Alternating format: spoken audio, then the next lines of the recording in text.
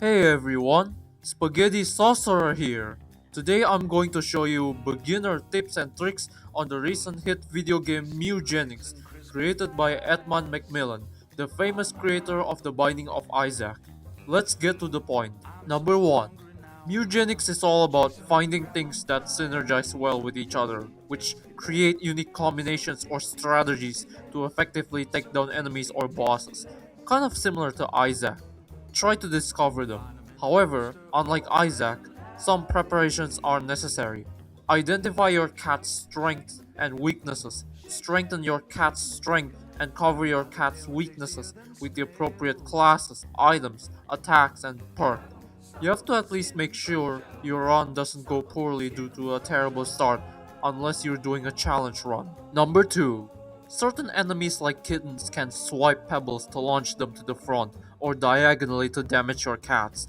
I remember during my earliest playthrough where Kitten launched a pebble to the front and damaged my cat with a critical hit for 10 damage. 10 damage is quite a lot early on, so while your cats will get stronger the longer you play with the strong items you accumulate over your gameplay, you might want to be mindful with your cat positioning and pay attention to the location of pebbles and the enemies. Number 3. Remember that this game has sort of a push momentum mechanic when it comes to cat or enemy pushing. When your cat or an enemy is pushed and it hits a wall, they'll take extra damage. Like, notice the extra 1 damage in the clip here. And if they are pushed into another cat or another enemy, that other cat or enemy will also take extra damage, but they stay in place. You can use this push trick to take down multiple weak enemies using attacks that can push enemies. Number 4. If you have a cat that can do attacks that move the cat, be careful with spikes. Moving in place on spikes still deals damage to cats. Take push attack for example. If you have a cat on a spike that uses a push attack to attack an enemy in front of the cat, but that enemy has a wall behind it, the cat will stay on the same spot, but the game counts as the cat walking on the spike and the cat takes spike damage. Number 5. Your other cat's corpses and enemies block line of sight projectiles such as magic darts. Be sure to remember that every time you have frontal projectile attacks. Number 6. Elemental attacks can damage frozen enemies but not petrified enemies. This is why mage cats with anything related to freezing have synergy with their elemental attacks. Number 7. Remember to not accidentally damage your cats with area attacks like Blizzard. I made the mistake of using Mega Blast and I didn't see one of my downed cat behind this big boss, so I accidentally killed one of my cats. Rest in peace, Kaikek. There's a way to have a tactical view of the area to handle the visual clutter with the left control button, which can be modified in the settings. Number 8. The effect that your cats deal if something hits that cat doesn't discriminate between enemies or allies. For example, if a cat is pushed towards another cat with a thorn 1 and damage that thorn's cat, the push cat will take 1 damage from the thorns of the thorn cat.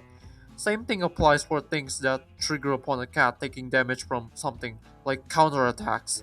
So you do have to be careful with these kind of effects. Number 9. If you want to stop yourself from accidentally clicking on empty tiles and causing your cat to, let's say, move to the empty tile instead of the tile that you want, there's an option in the menu to stop this, which requires you to double click on empty tiles to select them. Number 10. The harpoon guns in the sewers will shoot at any creature that lands on its range and pull them to the tile in front of it while dealing some damage. Dealing with the harpoon guns is simple. You can just simply pass by the guns and stop at a tile outside the range of the guns.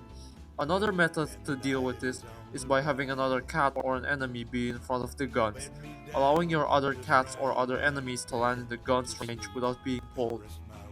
One last tip. Do not save scum during battles. Seriously, Steven will warn you against this.